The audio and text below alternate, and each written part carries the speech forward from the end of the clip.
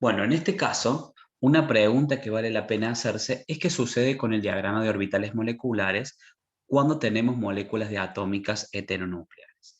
En este caso, tenemos que considerar las premisas anteriores que hemos analizado, como por ejemplo la simetría, la eficiencia. Digamos, cuando un solapamiento entre orbitales atómicos va a ser significativo. Bueno, cuando la simetría entre los orbitales atómicos sea la correcta y también cuando la energía de los mismos sea parecida o similar para realmente garantizar el solapamiento. Entonces, cuando tenemos moléculas heteronucleares, a las funciones de onda le tenemos que considerar un factor o un coeficiente A y B, en este caso porque hace referencia a cada uno de los átomos involucrados, que nos dan una idea de cómo es la diferencia que está relacionada con la diferencia de electronegatividad que vamos a tener en este caso debido a la presencia de moléculas heteronucleares. Cuando tenemos una situación donde el coeficiente de A es mayor que el coeficiente de B, uno puede inferir que el orbital molecular estará compuesto principalmente por el orbital atómico de A y tenemos mayor probabilidad de encontrar el electrón cerca del núcleo de A. Ahora, en el caso inverso, ¿qué pasa si el coeficiente de B es más grande de alguna manera que el coeficiente de A? Bueno, en este caso uno va a ver que el orbital molecular tiene una componente mayoritaria del orbital atómico de B y que hay mayor probabilidad de encontrarlo el electrón cerca del núcleo de B. Y es de alguna manera lo que tenemos indicado en esta gráfica. Si ustedes se fijan, en este caso lo que hay que tratar de analizar de alguna manera es cómo va a ser cada uno de ellos en el posicionamiento desde el punto de vista energético. Aquellos átomos que tengan mayor negatividad, es lógico pensar que sus orbitales atómicos van a tener menor energía, van a estar más cerca del núcleo y este es el posicionamiento que van a encontrarse, van a estar más abajo ubicados con respecto a la línea de energía. Y aquellos que tengan menor electronegatividad, de alguna manera, conlleva que sus orbitales atómicos están más retirados del núcleo y eso es como uno los trata de representar de alguna manera del punto de vista relativo. Si la simetría y de alguna manera las energías son similares, eso va a llevar a un solapamiento que nos va a generar un orbital molecular enlazante y un orbital molecular antienlazante. En este caso, como podemos ver, como eh, el átomo BO es más electronegativo que el átomo A, uno va a esperar que de alguna manera ese coeficiente B sea mayor que el coeficiente A, va a determinar justamente que una vez que se forme el enlace, los electrones van a estar mayoritariamente, o hay mayor probabilidad de encontrarlos más cerca del núcleo de B que con respecto al núcleo de A. Y esto es lo que de alguna manera denota esta representación en el caso del orbital molecular de tipo enlazante.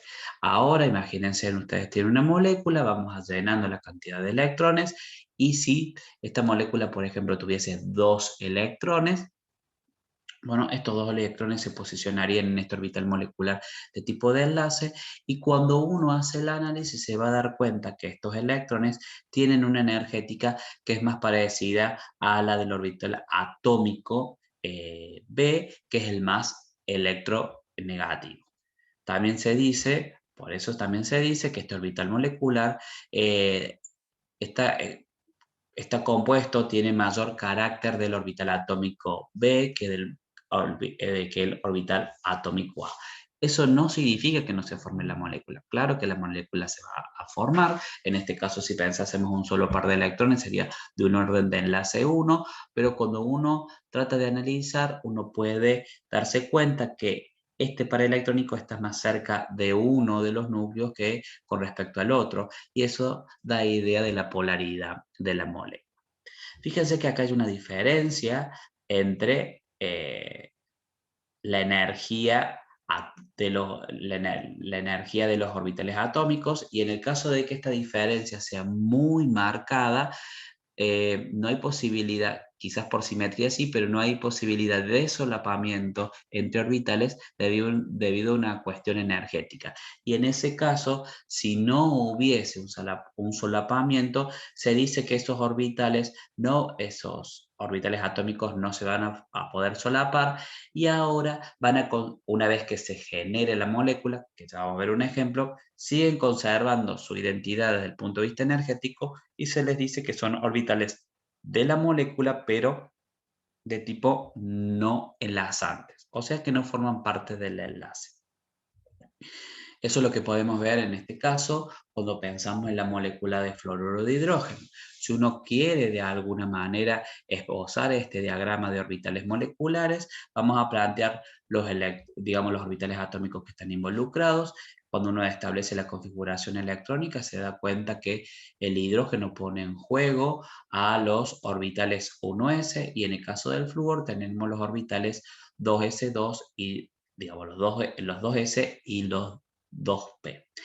En este caso, la cantidad de electrones que van a estar involucrados en la distribución van a ser 8 electrones de valencia, pero ahora lo que uno tiene que empezar a analizar es lo siguiente. En el caso del fluoruro de hidrógeno, es una molécula heteronuclear, donde de alguna manera vamos a tener coeficientes, digamos, la distribución, los coeficientes, digamos, tanto de A del hidrógeno como del flúor, que hacen referencia a esa electronegatividad, son diferentes, son mayores para el caso del flúor, y eso es lo que uno puede evidenciar en este gráfico. Si ustedes se fijan, los orbitales atómicos del flúor, al ser más electronegativos, tienen menor energía que el átomo de hidrógeno. En este caso, uno debe pensar, bueno, ¿cómo es la posibilidad del solapamiento? ¿Cuáles son los orbitales atómicos que están involucrados en el solapamiento para que de alguna manera se pueda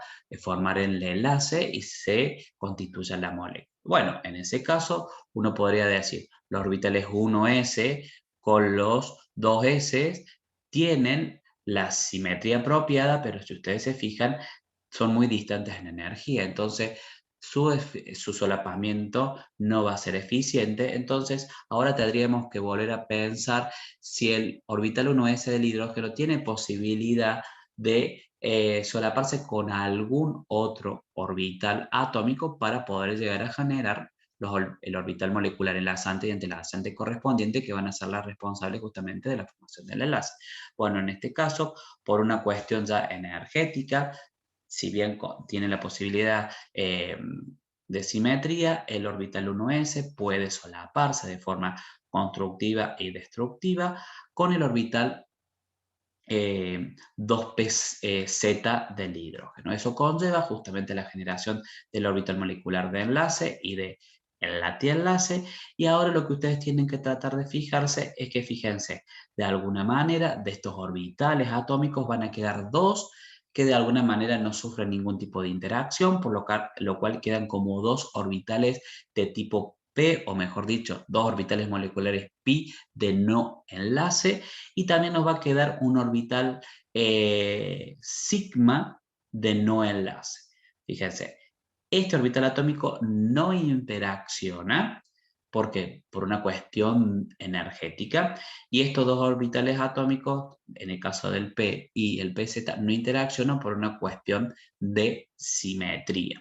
¿Está? Porque no tienen, digamos, de alguna manera el hidrógeno no aporta orbitales P, entonces por una cuestión de simetría, ellos dos van a quedar con la misma energética, pero ahora sí van a ser orbitales moleculares de no enlace, al igual que sucede en este caso. Son orbitales moleculares de no enlace, de carácter sigma y de carácter pi. Si uno se fija, tenemos que localizar 8 electrones de valencia, lo vamos haciendo de nuevo como lo hicimos siempre, 2 en el orbital sigma, 2 en este orbital, 2 en el orbital sigma de no enlace, 2 orbitales, 2 electrones, perdón, 2 electrones en este orbital molecular enlazante, y los otros 4 restantes van a ser 4 electrones, van a estar ocupados por 4 electrones, perdón, los otros 4 electrones van a estar ocupando los dos orbitales moleculares pi no enlazantes. cuando uno hace el análisis se puede analizar o puede tener presente es que ahora los electrones del enlace están direccionados o están, digamos, lo, el orbital molecular que están ocupando los electrones que contribuyen al enlace es un orbital molecular enlazante, el cual tiene una energía, una energética muy parecida o similar, si se quiere decir, a los orbitales atómicos del flúor.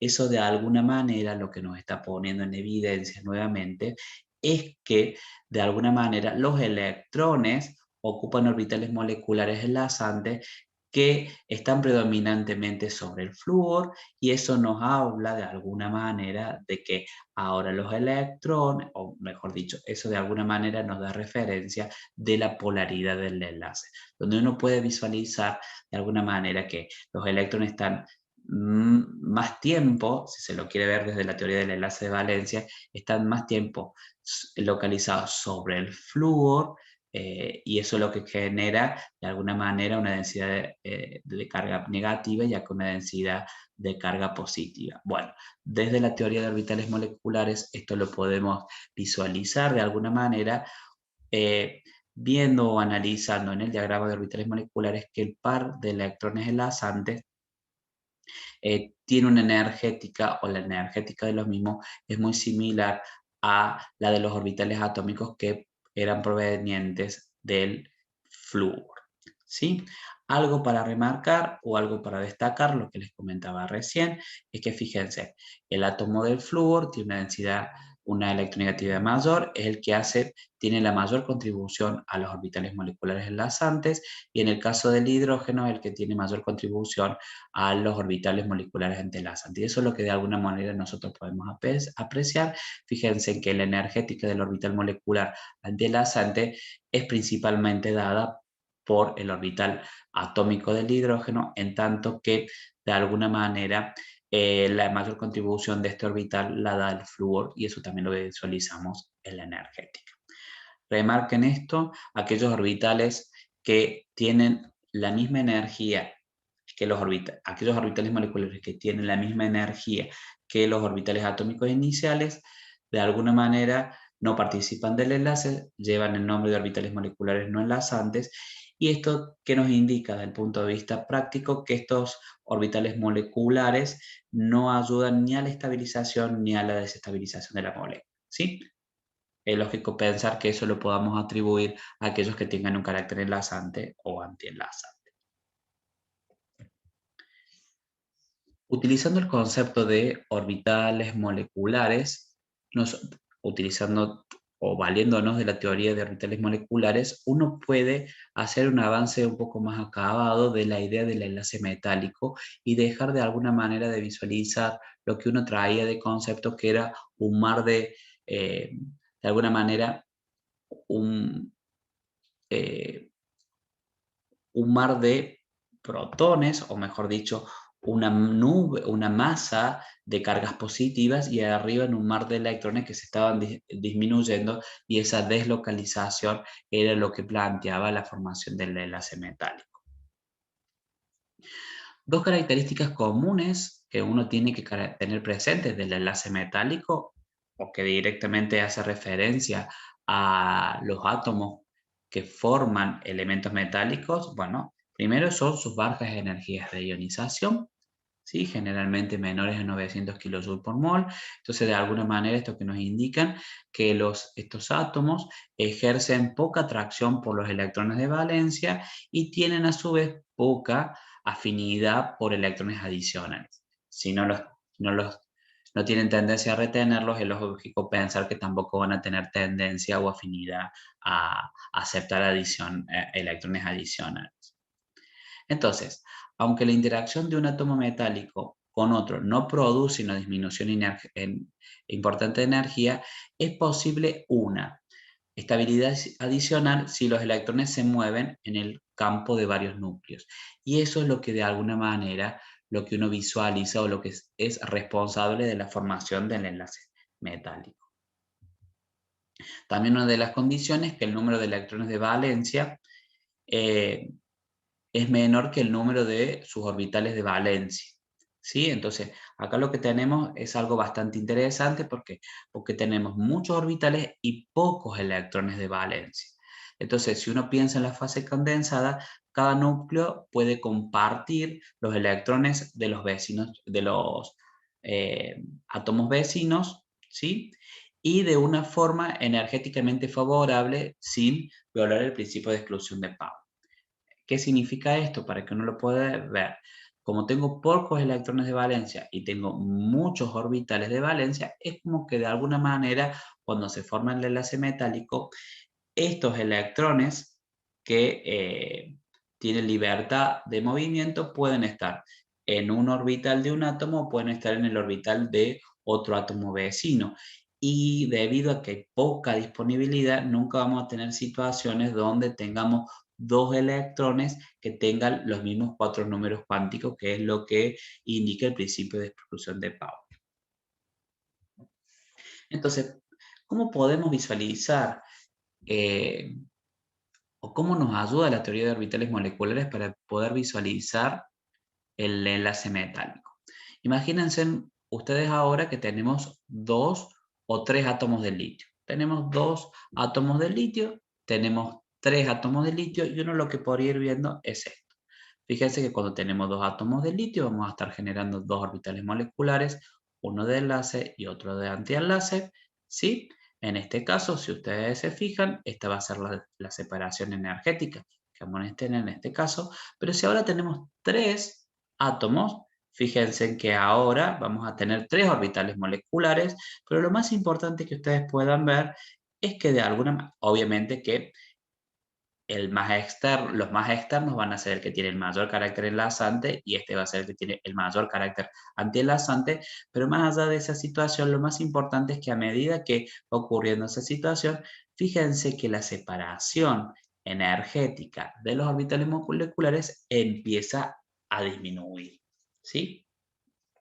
Y en este caso, recuerden lo que habíamos visto anteriormente. Los electrones de cualquier orbital son propiedad de toda la molécula y no de un enlace o un átomo particular, que eso es lo que caracteriza, digamos, que es lo que uno da de una característica muy, de relevancia en el caso del metal. Pero ¿qué sucede si ahora uno tiene no ni uno ni dos átomos de litio, sino que tenemos el número de Avogadro de átomos de litio, perdón? Entonces, en esta condición, obviamente que se nos tiene que generar el número de Avogadro de orbitales moleculares, que en este caso surgen del solapamiento de los orbitales S de cada átomo, y las energías de alguna manera de estos orbitales forman lo que se llama una banda, ¿sí? El solapamiento de los orbitales 2p también va a aportar orbitales moleculares y sus energías dan lo que se conoce una banda que se une generalmente a la banda formada por los orbitales 2s en un continuo. ¿Sí? ¿Por qué? Porque muchas veces generalmente la energía de los orbitales S y de las P no es marcadamente diferente, entonces eso tenemos la posibilidad de que haya un solapamiento entre la banda S y entre la banda P y genere un continuo. Pero más allá de eso, ¿qué uno hace referencia cuando habla de una estructura de bandas? Si ustedes se fijan, acá nosotros tenemos de alguna manera el solapamiento de muchos orbitales S, de ese solapamiento, o también de orbitales P, vamos a encontrar de alguna manera que tenemos N orbitales S de carácter enlazante, digamos, la mitad van a ser de carácter enlazante, N menos, dividido 2 van a ser de carácter enlazante, N dividido 2 van a ser de carácter antienlazante, pero lo que ustedes van a ver es que de alguna manera esta separación energética se hace cada vez más pequeña, y eso nos indica de alguna manera es que es tan pequeña la diferencia entre uno y otro que el costo energético es tan despreciable que uno puede directamente pensar en esto como si fuese una banda de orbitales moleculares, y ya vamos a ver un poquito más adelante que no solamente lo podemos pensar como una banda, sino que también lo podemos pensar como un continuo.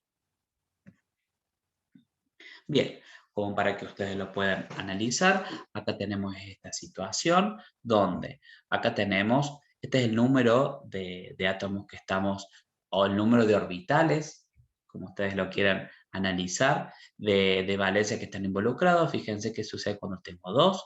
Acá tenemos el enlazante, acá tenemos el antienlazante, acá tenemos 3, acá tenemos 4, acá tenemos 5, y fíjense lo que sucede a medida que vamos agregando orbitales atómicos que están involucrados en el solapamiento. Fíjense que de alguna manera esta diferencia cada vez se hace más pequeña, y ahora cuando tenemos un número tan grande como el número de Avogadro, fíjense que casi esa diferencia energética no la podemos ver. Esto es lo que lleva de alguna manera a la generación de una banda, y de alguna manera ahora para saltar de una banda o digamos de un orbital molecular a otro, fíjense que la diferencia energética es pequeñísima, por lo tanto uno puede hablar que se pierde la cuantización de la energía, y podemos directamente de haber de un continuo de energía como tal. Recuerden aquí que en este extremo vamos a encontrar el orbital molecular más enlazante, que tiene mayor carácter enlazante, y aquí nos vamos a encontrar con el orbital molecular que tiene mayor carácter anti-enlazante. Entonces, ¿qué podemos llegar a decir en esta teoría de bandas que nos da respuesta a lo que es un cristal metálico? Que los orbitales atómicos de valencia se van a combinar para formar un conjunto de orbitales moleculares estrechamente espaciados, lo que genera una banda de valencia, o ya ni siquiera estrechamente, es casi uno al lado, casi genera un continuo, espaciados para tratar de considerar, tener presente el concepto de la cuantización de la energía. Pero en este caso vamos a ver que realmente podemos llegar a pensar en que se da un continuo, donde los electrones obviamente tienen la posibilidad de moverse casi o directamente, podemos decir libremente, porque la energía que necesitamos para que se dé su movimiento es muy baja. Entonces, de alguna manera, uno que podría llegar a pensar en el concepto que se tenía o que se trataba de visualizar, lo que siempre hemos tenido, es que es como un conjunto de iones positivos, ¿sí?, sumergidos en un mar de electrones de valencia que se puede mover libremente. Este mar de electrones, eh, digamos, de alguna manera, a esta característica de mar de electrones es que uno puede llevar o hacer referencia a las propiedades que presentan los metales, tanto desde el punto de vista metálico como eléctrico, como térmico. Bien, entonces, dentro de la teoría de bandas, uno puede de alguna manera hacer algún tipo de análisis como tal. Entonces nosotros podemos llegar, ¿qué se conoce como banda? Bueno, a un grupo de orbitales moleculares en donde la diferencia energética entre los orbitales moleculares es tan pequeña que uno puede llegar a pensar que se perdió la cuantización del sistema y se puede pensar en un continuo. Entonces uno acá puede pensar que nosotros tenemos una banda S, ¿sí? Acá también tenemos una banda S, y esto es lo que uno podría llegar a ver. Si uno hace una imagen ampliada de alguna manera de esta banda S, fíjense que la diferencia energética entre los orbitales moleculares es muy pequeña, y por eso se dice que podemos pensar en un continuo. ¿Qué pasa si entre una banda y una otra banda hay una brecha energética? A esto lo vamos a llamar una banda gap. En esta banda gap no hay orbitales moleculares, sino que directamente, de alguna manera, es una región energética que separa una banda de otra. Fíjense que hay situaciones donde la diferencia energética entre la banda S y la banda P está marcada, donde realmente podemos ver que hay un gap energético, pero muchas veces la banda S y la banda P eh, están muy próximas en energía, y de alguna manera permite su solapamiento y hace que se genere un continuo de banda SP. ¿Qué hacemos referencia o cuando hacemos qué queremos referenciar cuando hablamos de conductividad? De alguna manera es la posibilidad de movimiento que tienen los electrones cuando están influenciados bajo un campo eléctrico, ¿sí? ¿Qué sucede en este caso? Si nosotros tuviésemos una banda S totalmente completa, le aplicamos un campo eléctrico, pero bajo esas condiciones no podríamos ver conductividad, a no ser que de alguna manera electrones de esta banda pudiesen saltar esta banda P, que seguramente es una banda que está vacía y sí tenemos la posibilidad de conducción. En este caso, como es un continuo, fíjense que si tuviese la banda S completa, como está tan próxima de la banda P, acá con una simple excitación térmica tenemos posibilidad de movilidad de los electrones. Entonces, en este caso, si yo tengo una banda S y quiero que haya movimiento electrónico o quiero garantizar conductividad eléctrica, lo que uno esperaría que al menos en esta banda S la mitad de los orbitales o la mitad de la banda esté ocupada para que la otra mitad de la banda esté disponible para el movimiento de los electrones. Y eso es lo que de alguna manera después vamos a definir como banda de valencia y como banda de conducción. Entonces, ¿qué es la conductividad eléctrica? Bueno, a partir de la conductividad eléctrica, de esta propiedad, uno puede llegar a definir tres conceptos. Cuando un elemento o cuando un sistema se comporta como metal, como semiconductor o como superconductor. Bueno, entonces, uno lo que hace para hacer esa diferenciación es medir la dependencia de la conductividad con respecto a la temperatura. Si uno ve que de alguna manera la conductividad disminuye al aumentar la temperatura, uno esperaría que eso es típico de un comportamiento metálico.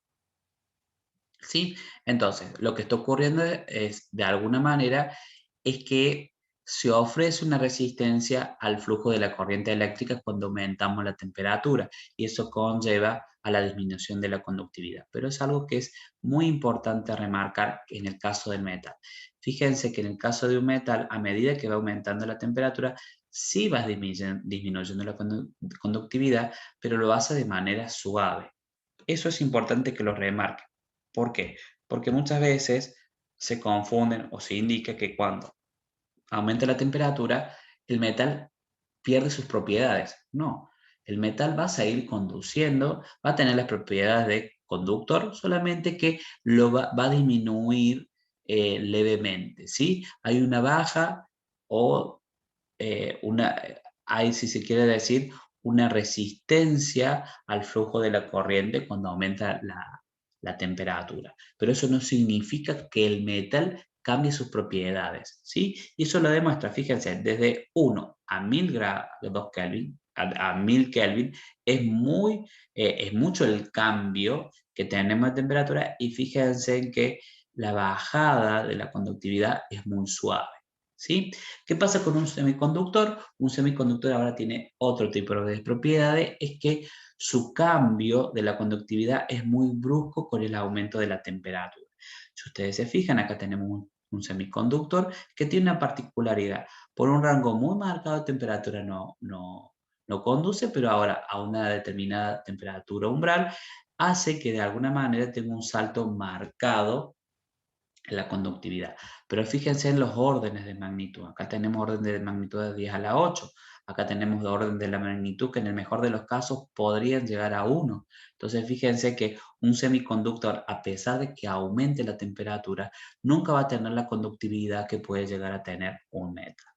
Y en el caso de los superconductores, es un tipo de material que de alguna manera aumenta, expone asintóticamente, casi lo podríamos llegar a decir, su temperatura, su conductividad cuando alcanzamos una temperatura crítica.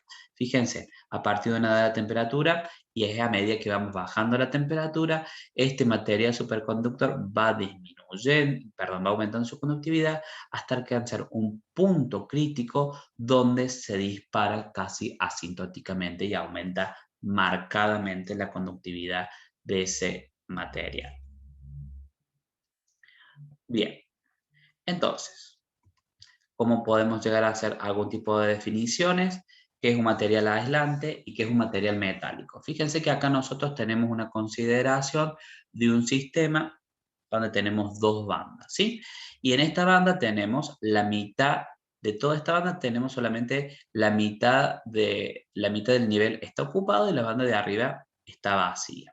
Entonces, ¿cuándo voy a considerar que un material es aislante? Bueno, cuando tenga una banda totalmente ocupada, ¿sí? Y de alguna manera esté separada por la banda vacía por un gap que es muy marcado. Entonces, en este caso, a pesar de que haya un aumento de la temperatura, no va a haber un aumento en la conductividad. Entonces, ¿cuándo voy a considerar un material metálico? Cuando se dan dos condiciones. Una de las condiciones es cuando tengo una banda parcialmente ocupada, que sería este caso. En este caso la banda está parcialmente ocupada, quiere decir que con un simple aumento de temperatura tengo suficiente agitación térmica para que los electrones puedan moverse por esta banda desocupada y puedan conducir la electricidad. O cuando tengo el solapamiento de una banda ocupada y otra vacía, que es lo que yo les mostraba en este caso. Fíjense que esto es el típico de lo que les comentaba recién. Puedo llegar a tener una banda ocupada, pero si está a continuación o está solapada a una banda vacía, obviamente que estos electrones ahora sí pueden conducirse, pueden moverse libremente en toda la disponibilidad de la banda vacía.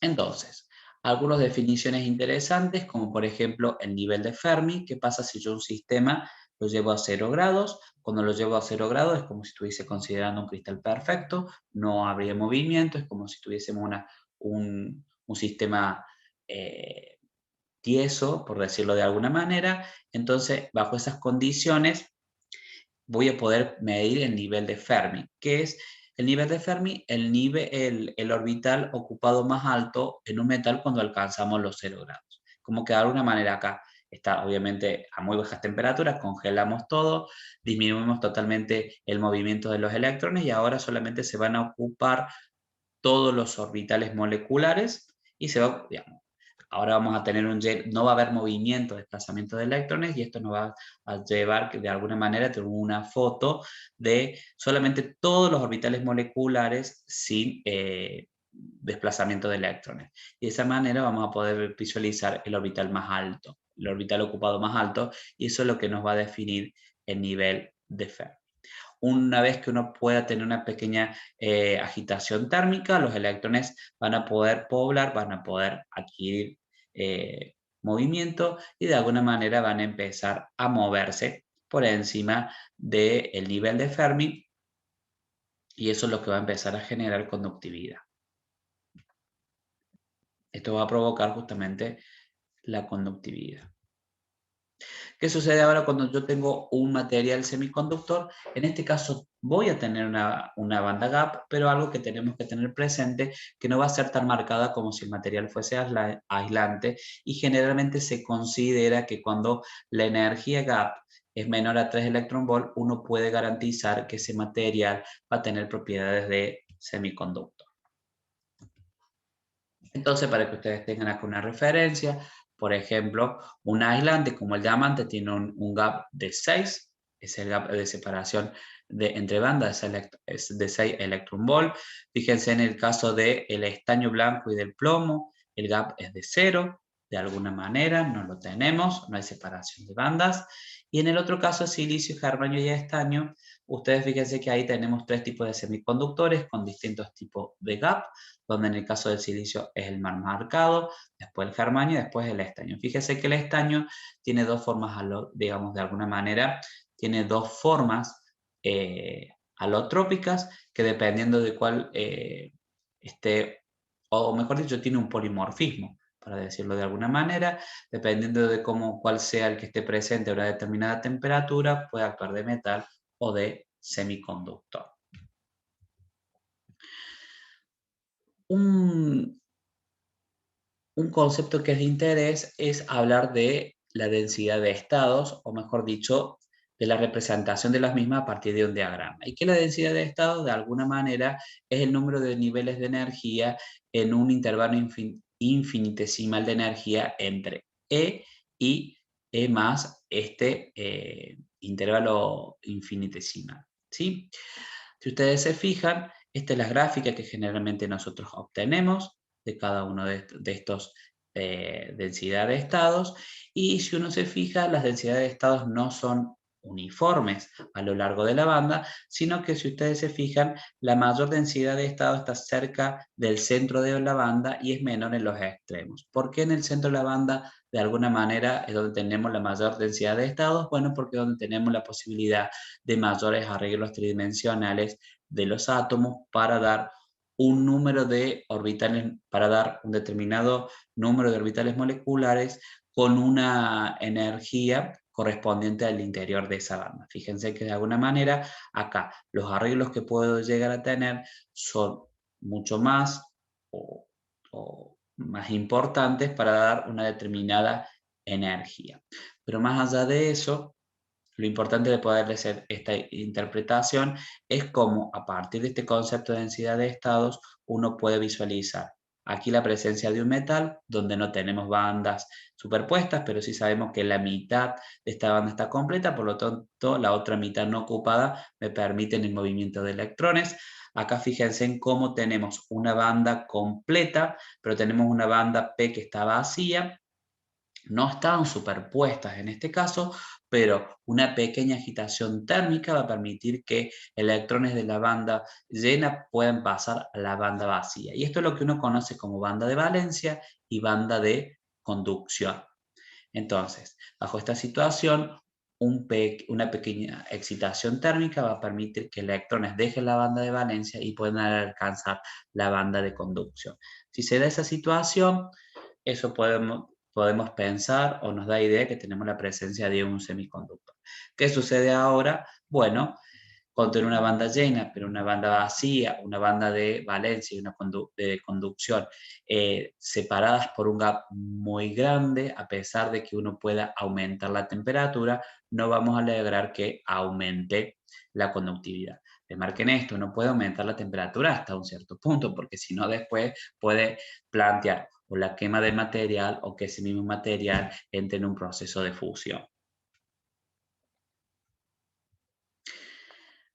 Hablamos de los semiconductores y hay algo que tenemos que de alguna manera referenciar, cómo es la aplicación de la teoría a los semiconductores y cómo la podemos visualizar en la mejora de su conductividad. Para ello nosotros tenemos que hacer referencia a que podemos encontrarnos con dos tipos de semiconductores, un semiconductor de tipo intrínseco y de tipo extrínseco. En el caso de los semiconductores intrínsecos son los que se conocen como semiconductores puros, que no están dopados, que no tienen una modificación. ¿Sí? Entonces, lo que uno se sabe de alguna manera es que en el semiconductor intrínseco, en este caso, la conductividad va a aumentar, como ya sabemos, a medida que va aumentando la temperatura.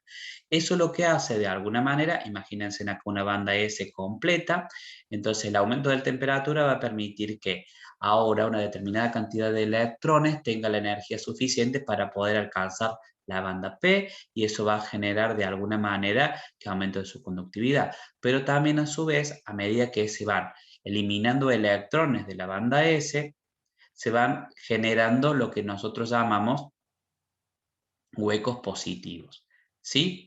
Entonces, estos huecos positivos ahora también, de alguna manera, pueden servir como huecos para el movimiento de electrones. ¿Por qué? Porque cuando yo ahora aplico un campo eléctrico, los electrones de esta banda S también pueden desplazarse hacia esos huecos de tipo positivo.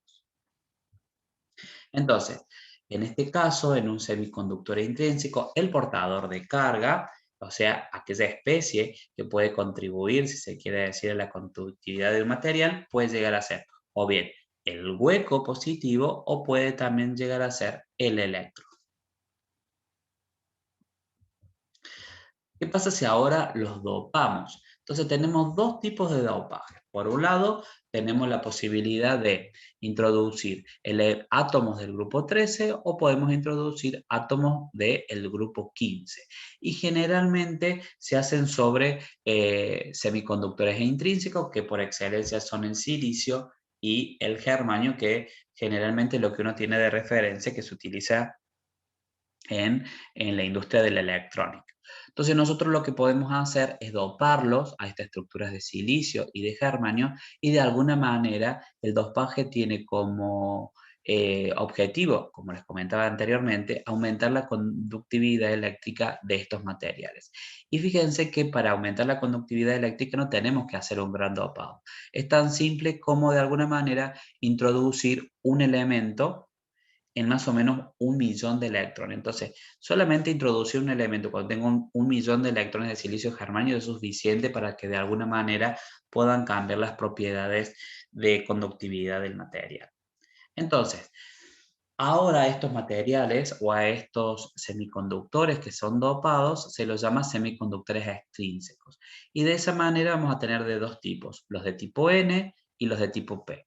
Los de tipo N hacen referencia a cuando tengo un exceso de carga negativa, y eso se da generalmente cuando yo estoy dopando al material, si se quiere decir, con algún elemento que sea rico en electrones, o sea que me vaya a generar una posición rica en electrones. Generalmente lo que se hace en este caso es reemplazar dentro de la estructura del semiconductor un elemento de silicio o de germanio por un elemento, por un átomo, en este caso podría ser de arsénico. Ustedes recuerden que en la posición donde está el silicio del germanio yo voy a tener 4 electrones de valencia. Pero si yo ahora lo estoy reemplazando por arsénico o fósforo, o sea, no voy a tener 4 electrones de valencia, sino que voy a tener 5, y eso es lo que uno dice que lo está dopando, eso es lo que uno dice que está generando una posición rica en ese punto de dopaje, rica en electrones. Entonces, de alguna manera, uno cuando tiene un electrón más, ese electrón más va a generar una nueva banda, dentro del sistema de bandas, ¿sí? Entonces, si ustedes se fijan, este electrón extra va a generar lo que se llama un nivelador, ¿sí? ¿Por qué? Porque este electrón tiene que generar digamos, va a generar su propia banda de alguna manera, y su posición es bastante cercana a la posición de la banda de conducción. Entonces ahora, fíjense que yo acá tengo una región donde tengo electrones que con una pequeña agitación térmica, o con una agitación térmica, tengo la posibilidad de alcanzar la banda de conducción.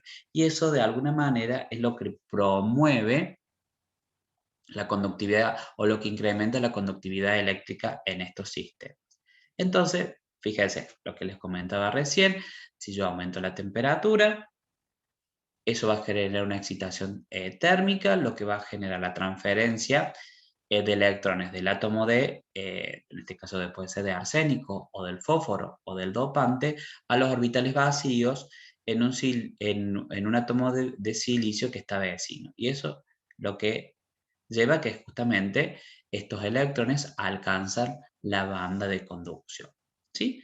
Y bueno, de nuevo, esto de alguna manera lo que les decía recién, va a repercutir en las propiedades eléctricas de este material.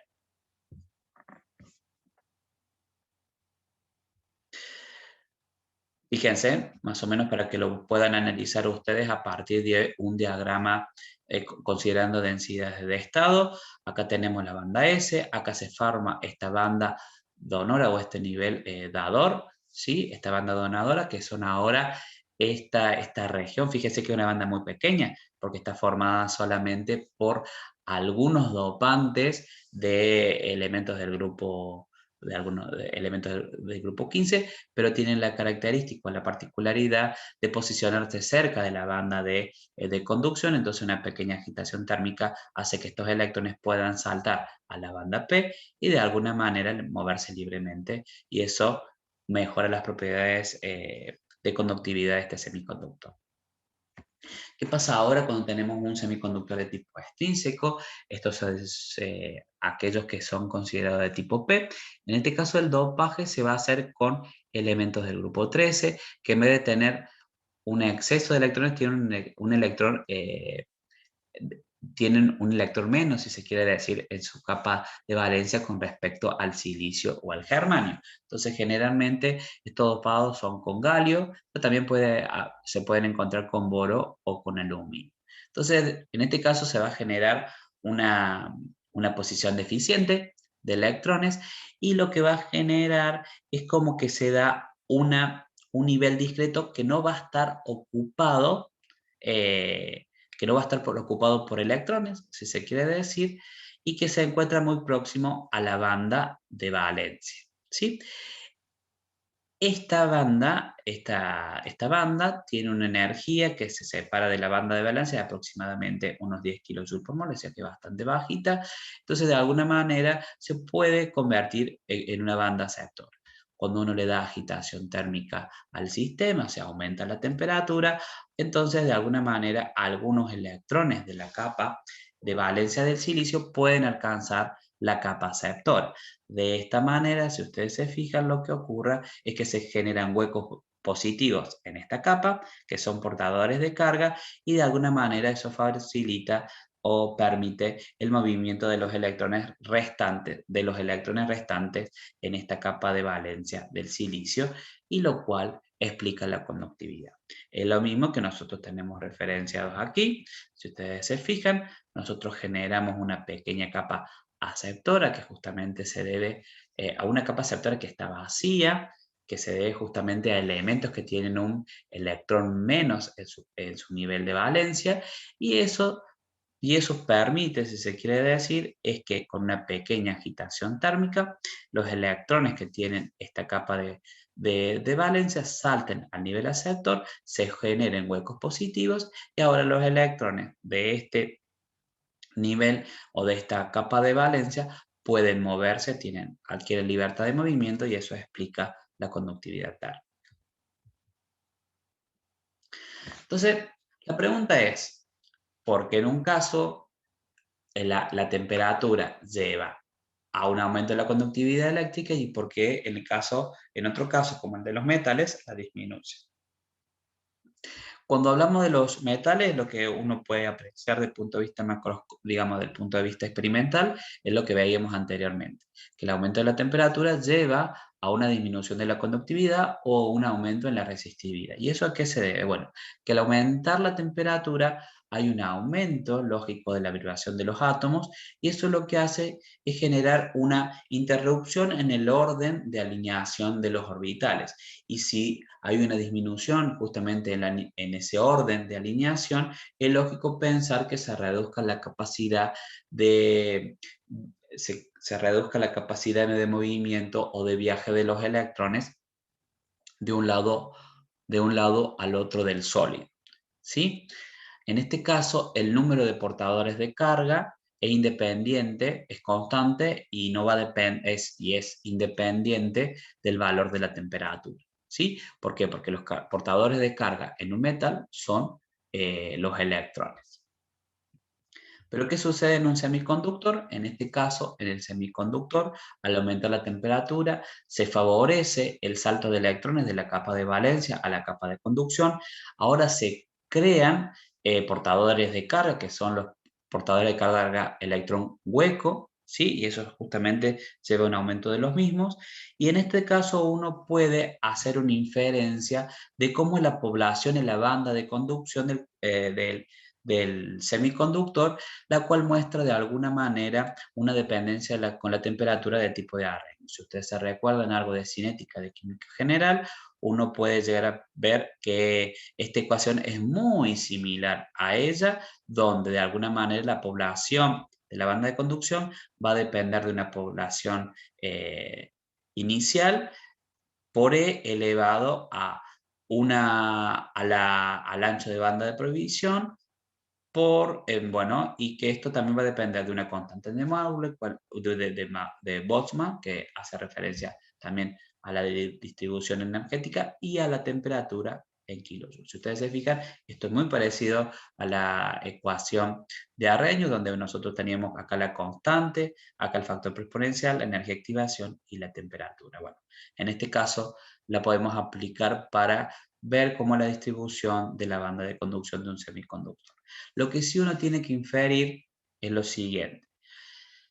Si bien se produce una disminución en la movilidad de los electrones debido al aumento de la temperatura, esto de alguna manera es mucho menor que el aumento producido por el efecto del salto.